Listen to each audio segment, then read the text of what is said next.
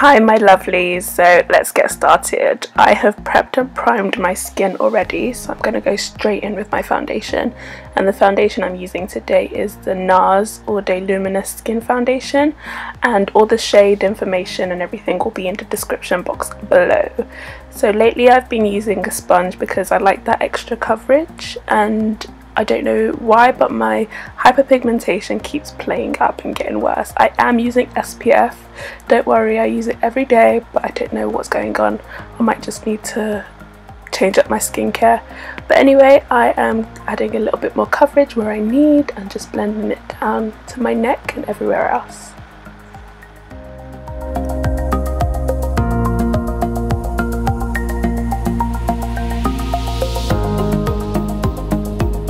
So now I'm going to go in with my concealer, and I'm using the NARS Radiant Creamy Concealer in the shade Cafe. I like to use this one first just to colour correct, and I'm just going to place it in areas that I feel like I need that extra coverage and correction.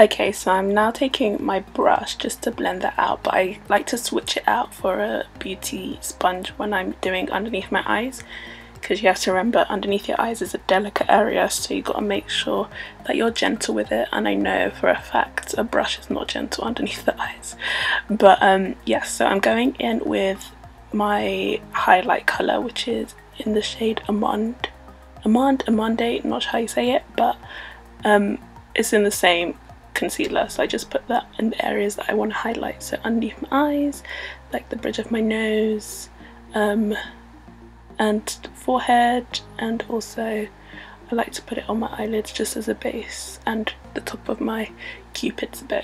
And then I take my sponge and I just blend that out.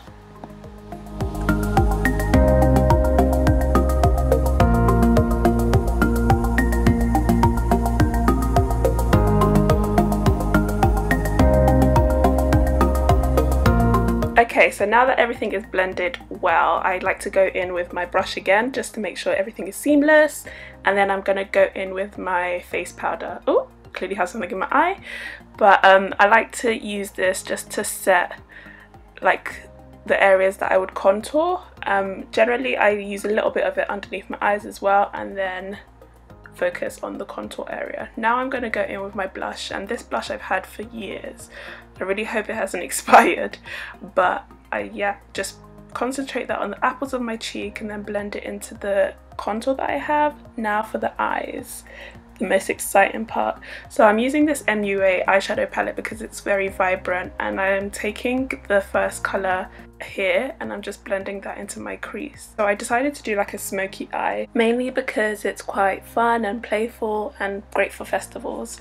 And then I'm gonna go in with this blue, so like Coachella or whatever festival you want to go to. So once I've put that on my eyelid, I then take a clean brush and I blend it all together so that there's no harsh lines.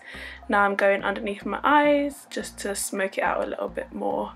Basically just repeating the same thing I did on the top of my eyes. Now I'm going to go in my lashes. Like I said before, I will put everything in the description box below so that you can have access to it if you do want to purchase it.